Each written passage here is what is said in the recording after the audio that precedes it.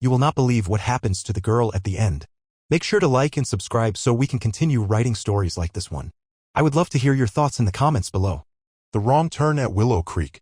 The stagecoach lurched to a halt, spitting Lucy Whittaker into a world of dust and sun-baked wood. She blinked, her eyes struggling to adjust to the blinding glare.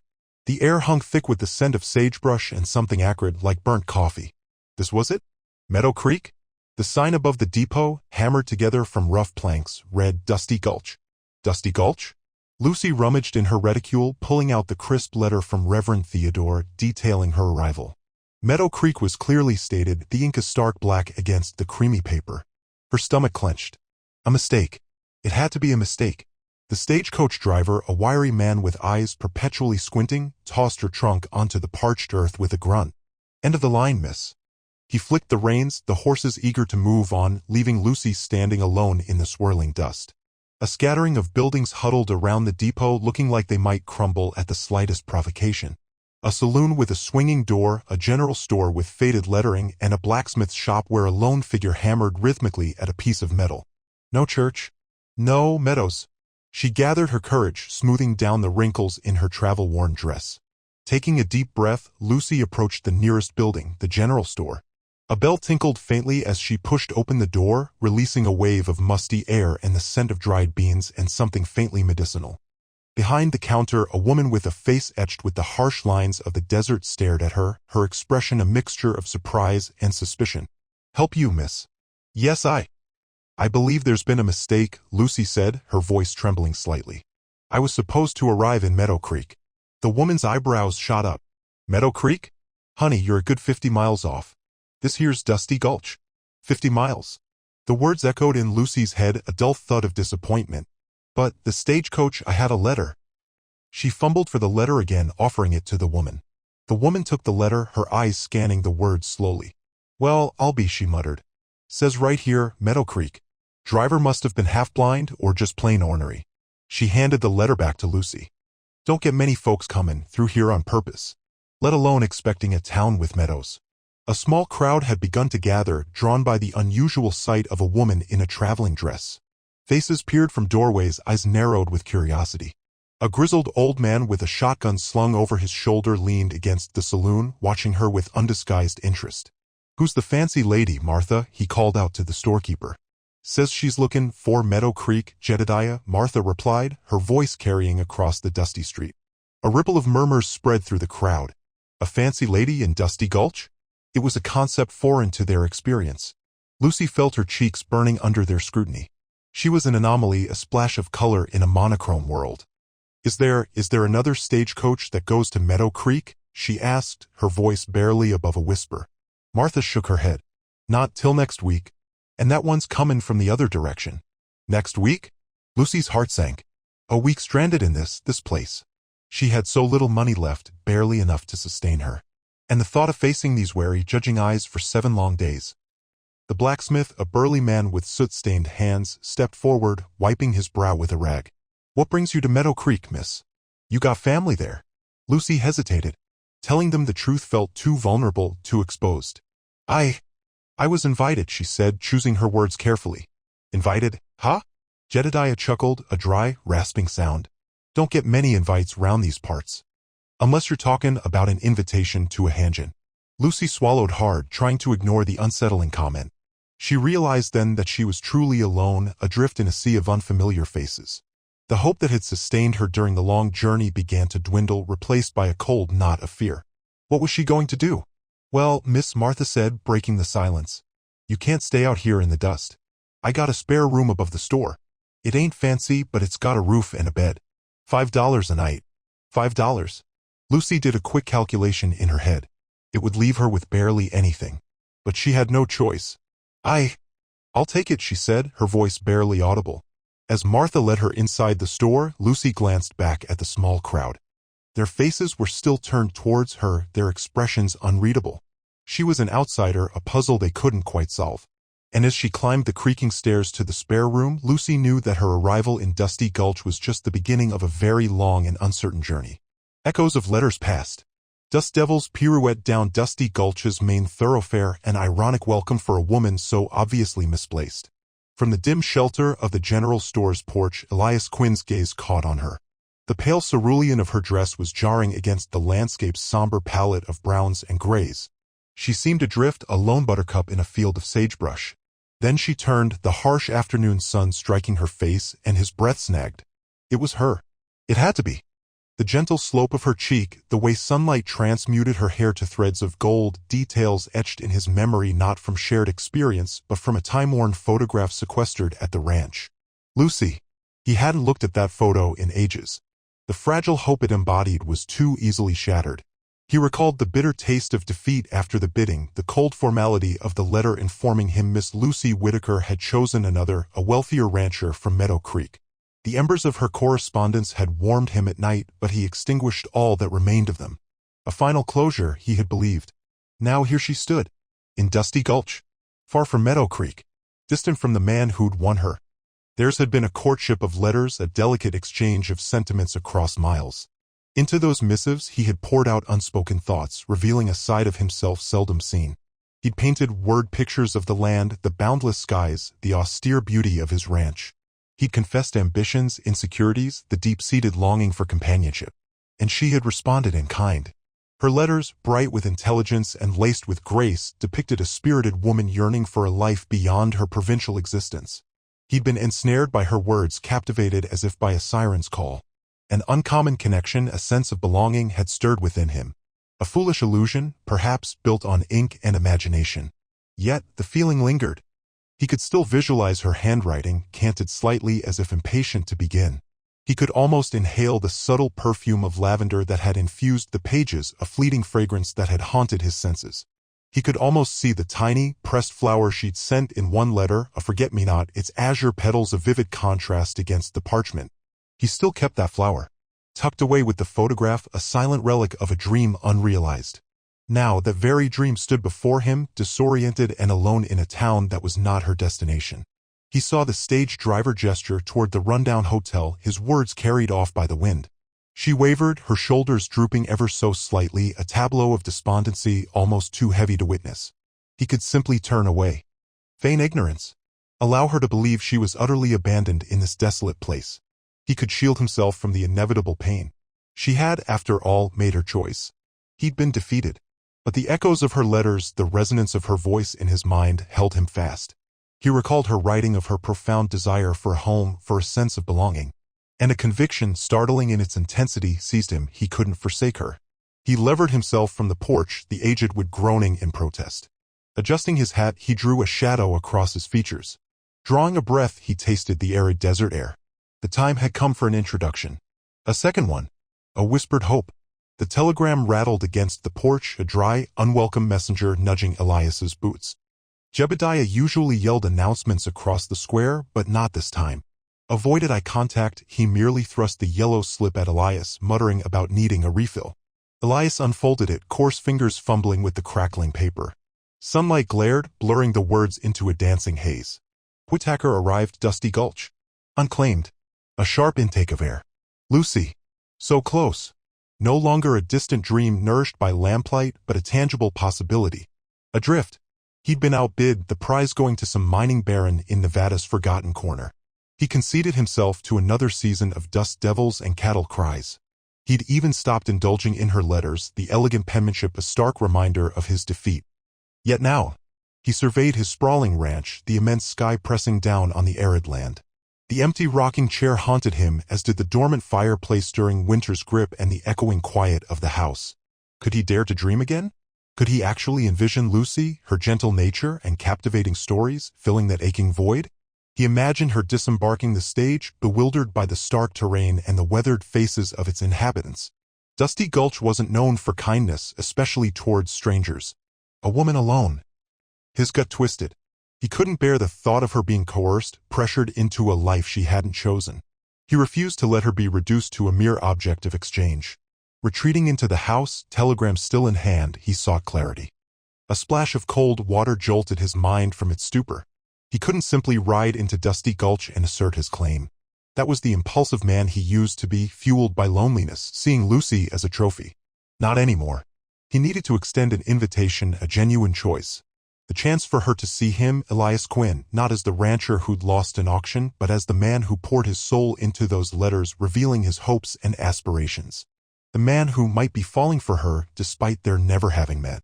He retrieved his saddle, its familiar scent of leather and horse a comforting anchor.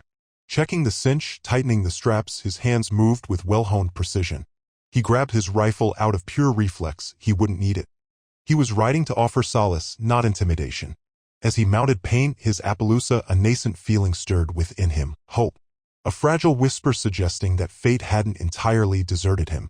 He nudged Paint forward, hooves churning dust in their wake, headed toward the horizon. Dusty Gulch awaited. Lucy awaited. And Elias Quinn was riding, not to stake a claim, but to offer her a future.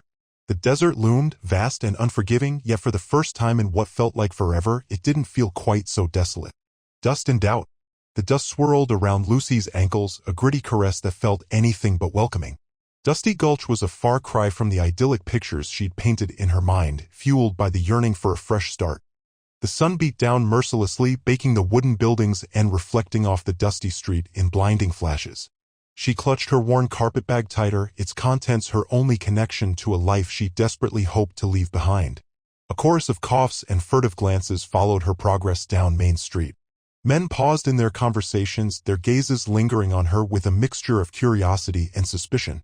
Women, their faces etched with the harsh realities of frontier life, watched from behind lace-curtained windows, their expressions unreadable.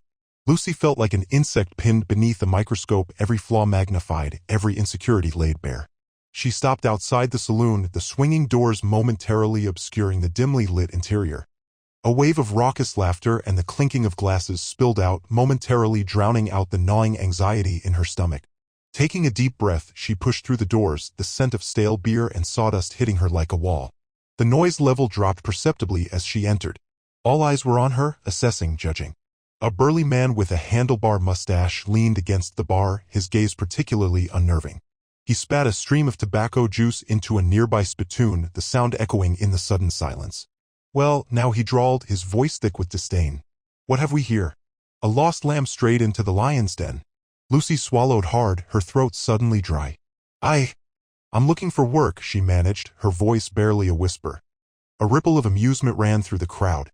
One man snorted. Another muttered something about fancy city girls under his breath. Just when Lucy felt like she might crumble under the weight of their stares, a woman emerged from behind the bar. She was tall and broad-shouldered, with fiery red hair pulled back in a severe bun.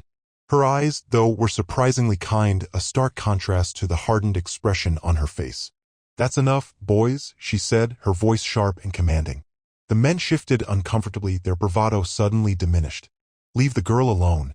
She walked towards Lucy, her boots making a solid thud on the wooden floor. "Name's Maddie," she said, extending a calloused hand. "I run this place." Lucy shook her hand, surprised by the strength of her grip. "Lucy Whittaker." "Whittaker," Maddie repeated, her eyes narrowing slightly. "Don't believe I've heard that name before." "I just arrived," Lucy explained, feeling a flicker of hope ignite within her. "On the stage." Maddie studied her for a moment, her gaze searching. "You look a little lost, girl." "I am," Lucy admitted, her voice trembling slightly. I don't know anyone here." "Well," Maddie said, a hint of a smile playing on her lips.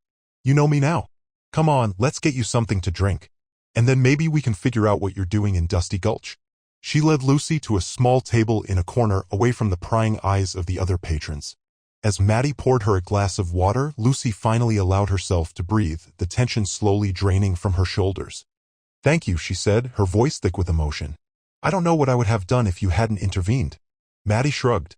"This town can be rough on newcomers, especially ones who don't quite fit in." She paused, her eyes filled with a knowing look. "But don't you worry, Lucy Whittaker. I've seen worse. And I know a thing or two about surviving in a place like this." She leaned in closer, her voice dropping to a conspiratorial whisper. "Dusty Gulch might be full of dust and doubt, but it also has its secrets. And sometimes those secrets can be just what a person needs. The desert's wisdom." The sun hammered at Elias's exposed skin like a forge's pulse. Each footfall was a fresh torment as his boots sank into the sand, the ground sighing beneath him with each step. His mouth felt like a furnace, every swallow a struggle against the dryness. The canteen, once a weighty promise, now slapped emptily against his hip, a taunt echoing his dwindling hope. He'd been foolish, miscalculating not just the distance, but the desert's simmering wrath. He silently berated his hubris, that reckless impulse that had driven him to this desolate point. Lucy's face, a fleeting vision of loveliness, danced at the edge of his awareness, but even that couldn't slake the inferno raging within. He faltered, legs threatening to give way.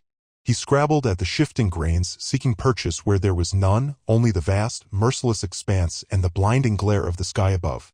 Vultures, he imagined, already painting dark sigils on the horizon. This was it, then, a fool's errand culminating in a solitary demise in this godforsaken place. Then, blessed shade. He squinted, vision blurring. A woman stood before him, her form lean and strong, her face a map etched by the desert's harsh lessons. Her dark eyes, pools of ancient stillness, reflected not surprise, but a profound understanding. Clad in supple, sun-cured leather, her long, raven hair cascaded down her back, interwoven with feathers and beads. "You are lost, wanderer," she stated, her voice a gentle whisper like the wind through parched grasses. It was observation, devoid of inquiry. Elias could only manage a nod, his throat too constricted to form words. She knelt, presenting a clay vessel brimming with chilled water. He drank with desperate abandon, the liquid a life-giving nectar that rekindled his fading strength. He drank until she gently drew the pot away, her expression inscrutable. "Enough," she cautioned. "Too much too soon will only bring harm." He yearned to express his gratitude, but speech eluded him. A weak nod was all he could muster. "My name is Nakioma," she offered. "I am of this land." He rasped out his own name, Elias, a mere breath against the desert sigh. "Elias," she repeated, the name a foreign melody on her tongue. "You seek something here. Something misplaced." He hesitated, grappling with how to articulate his desperate chase after a woman scarcely known, pledged to another. He simply shook his head, unable to untangle the knotted emotions within. Nakioma offered a slight smile, a knowing curve of her lips. "The desert observes all. It holds the secrets you bury deep within. But it offers no easy solace. It merely mirrors what you bring to it." She aided him to his feet, her touch surprisingly firm. "Come," she instructed. "You will rest. You will learn. Perhaps then you'll grasp the nature of your quest." She guided him towards a small cave concealed behind a jumble of time-worn rocks. Inside, the air was cool and dim, a welcome reprieve from the sun's brutal assault. She offered him dried meat and wild berries, simple fare that tasted like a king's banquet. As he ate, Nakioma sat near, watching him with her steady gaze. "This land," she began, gesturing toward the vastness beyond the cave mouth, "is not to be subdued. It is to be understood. It bestows life, yet demands reverence. Those who seek to exploit it without reciprocity will find only ruin." His thoughts turned to the cattle barons, the miners, all those who perceived the desert as nothing more than a commodity. And he thought of himself, blindly traversing the landscape, driven by selfish longing. "You pursue a woman," Nakioma continued, her voice gentle yet unwavering. "But do you desire her for her own sake, or for your own?" The question hung in the air, weighty and unresolved. Elias averted his gaze, unable to meet her knowing stare. He recognized the truth, buried deep within. He had been pursuing a phantom, a delusion born of solitude and desperation. He had failed to consider Lucy's feelings, her aspirations, focusing solely on his own. Nakioma laid a hand on his forearm, her touch both gentle and resolute. "Listen to the whispers of the desert, Elias. It will cultivate patience. It will instill humility. And it will unveil the path to your own truth." "Ambush." Elias leaned against a support beam of the mercantile, feigning disinterest as he shaved curls from a chunk of wood. The sun hammered down, turning the dusty street into a shimmering mirage. He wasn't crafting anything noteworthy, nor was he captivated by the sparse scenery. His attention was solely on Lucy Whittaker. Inside, her silhouette was framed by bolts of fabric, her dark hair restrained in a tight coil, save for a few rebellious tendrils kissing the nape of her neck. He recalled her written description, hair like a raven's wing, obsidian polished by light. He hadn't allowed himself to picture her so tangible. A silent command urged him inside to present himself. Yet words snagged in his throat, apprehension coiling tighter with each tick of time. He was a simple rancher, a son of the soil, not a wordsmith like her prior admirer. What could he offer that wouldn't betray his inherent awkwardness? A sudden, sharp report ripped through his reverie. Not gunfire. Closer, louder. He whirled, the wood tumbling from his grasp. A branch, thick as his torso, cleaved the road, a clean fracture against the landscape. From behind it, four riders materialized from the chaparral, their identities concealed behind bandanas. Bandits. They urged their mounts forward, hooves churning the parched earth. "Quinn, we know you're there. Come out, hands high." Elias's fingers instinctively sought the rifle slung across his back. He bit back a curse. Lost in his thoughts, he'd grown lax. The wagon held vital supplies, sustenance, remedies, needs of the town. He couldn't allow them to seize it. Gripping the rifle, he chambered around, stepping off the porch into the sun-baked dirt. "Leave, and you might live," he stated, his voice a low, steady challenge. A chorus of harsh laughter, grating and discordant, broke the stillness. The ringleader, a bulky figure with predatory eyes glinting above his mask, drew his revolver. "You think you can take us, Quinn? For against one? Then you're at a distinct disadvantage." With that, Elias raised his rifle and fired. The leader grunted, clutching his arm, the revolver clattering to the ground. The remaining outlaws scattered, unleashing a volley of wild shots. Elias sought cover behind the porch post, returning fire with practiced speed. A bullet gouged the wood inches from his temple. He risked a glance. One outlaw was attempting a flanking maneuver around the mercantile's side. Another aimed to unhitch the wagon. He had to intervene. He surged from behind the post, firing as he moved. The bandit near the wagon cried out and crumpled, clutching his leg. Elias charged toward the wagon, disregarding the swarm of angry hornets buzzing past his ears. Reaching the horses, he severed the lead rope with his knife. Freed, they surged forward, hauling the wagon away from the store, towards the vast expanse of the desert. The outlaws roared their frustration, their plans foiled. But Elias wasn't safe yet. The wounded outlaw struggled to his feet, brandishing a knife. Elias leveled his rifle, but the man lunged, tackling him to the ground. They grappled in the dirt, the outlaw's blade flashing in the harsh light. Elias deflected the knife, but a fist slammed into his jaw, igniting a constellation of blinding stars. A searing pain blossomed in his side. A second knife, small, wickedly sharp. He'd been impaled. A primal roar ripped from Elias's chest, fueled by agony and adrenaline. He threw the outlaw off, scrambling back to his feet, seizing his rifle. The outlaw paused, then bolted, joining his companions already disappearing into the horizon. Elias watched them vanish, his breath ragged and shallow. Blood pulsed from the wound in his side, a warm, sticky tide. He swayed, fighting the encroaching darkness. He had to escape. They might return. He stumbled towards his horse, managing a pained mount. He spurred the animal into a gallop, fleeing towards the ranch, leaving behind the dust and turmoil. He dared not glance back at the general store, at the woman he'd lacked the courage to approach. He couldn't know if their paths would ever cross again. The weight of choice. The bolt of calico felt rough beneath Lucy's fingertips, a far cry from the silks she'd once dreamt of. Still, the mercantile offered a small comfort, a temporary haven from the judging eyes that had followed her off the stagecoach. Mrs. Henderson, the shopkeeper, bustled around, her ample form radiating a warmth that Lucy desperately craved. "This shade would become you, dear," Mrs. Henderson said, holding up a length of deep blue fabric. "Matches the sky out here, almost." Lucy managed a weak smile. "It's lovely, but I don't know if—" The bell above the door jingled, announcing a new arrival. A hush fell over the few customers already inside. Lucy turned, drawn by the sudden shift in atmosphere. He filled the doorway, a silhouette against the harsh afternoon light. Even before he stepped fully inside, she knew. Jed Stone. He moved with a slow, deliberate swagger, his eyes, the color of chipped flint, sweeping over the room until they landed on her. A thin smile stretched across his face. Well, he drawled, his voice a low rumble that seemed to vibrate through the floorboards. "The prize package arrived safe and sound, I see." Mrs. Henderson's smile faltered. She wrung her hands in her apron. "Mr. Stone, I wasn't expecting you so soon." "Patience ain't one of my virtues, Martha," he replied, never taking his eyes off Lucy. "Especially when something this delicate is involved." He moved closer, the scent of leather and dust clinging to him. "You must be Lucy." Her throat constricted. She could only nod, feeling like a trapped bird. "Come now, no need to be shy. You're going to be my wife, after all." The words hit her like a physical blow. His wife. She hadn't truly grasped the finality of it, the irrevocable nature of the transaction. She had known, of course, that she was coming here to marry a man she had never met. But the reality, standing face to face with Jed Stone, was crushing. "There must be some mistake," she finally managed, her voice barely a whisper. I was expecting someone else." Jed Stone laughed. A harsh, unpleasant sound. "A mistake? Honey, there ain't no mistakes in business. I won you fair and square.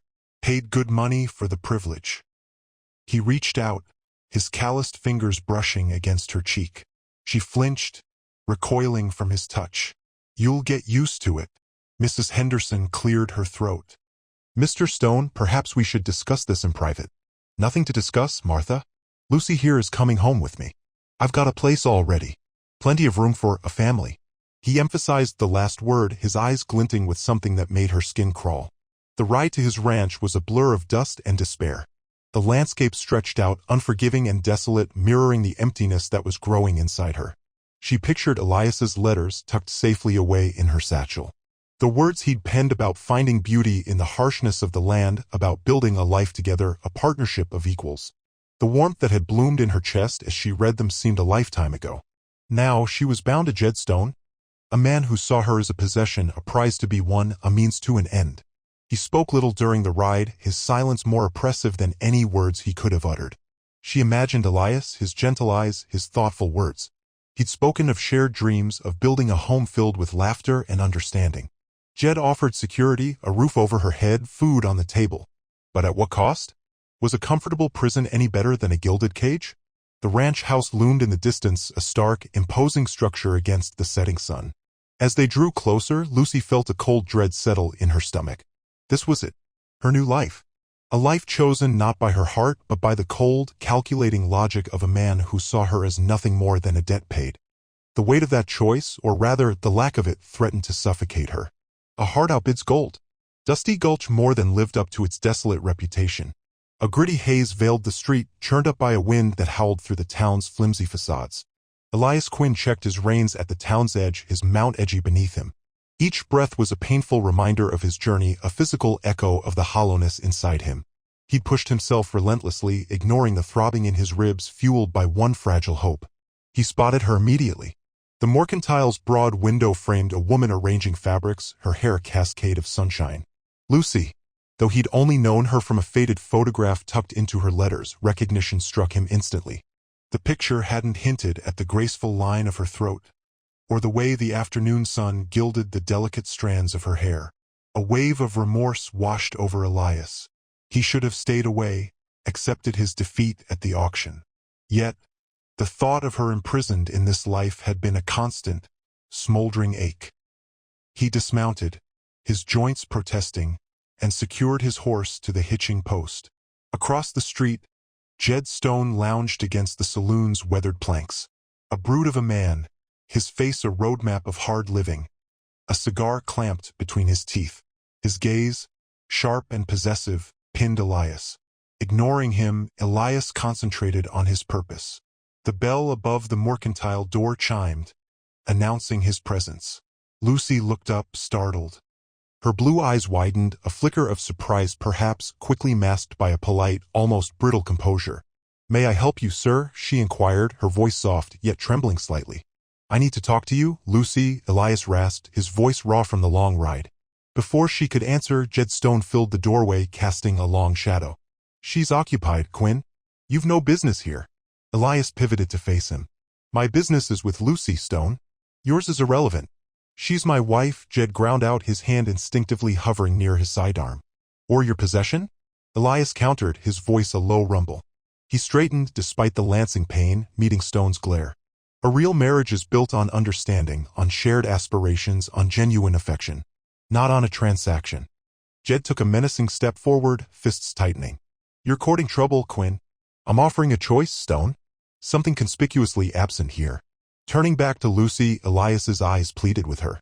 "Lucy, I came because I couldn't bear the thought of your unhappiness. I know I lost the auction. I know you're wed to this man." He indicated Jed with a dismissive gesture. "But you deserve more than this." His hand swept across the shop's meager offerings. He drew a deep breath. "I have a small ranch, Lucy. Humble, but it's mine. And it could be ours. If you're willing to risk it all. If you're willing to leave with me, I promise you a life of respect, of partnership, of love. I can offer you no grand fortune, but I can offer you my heart."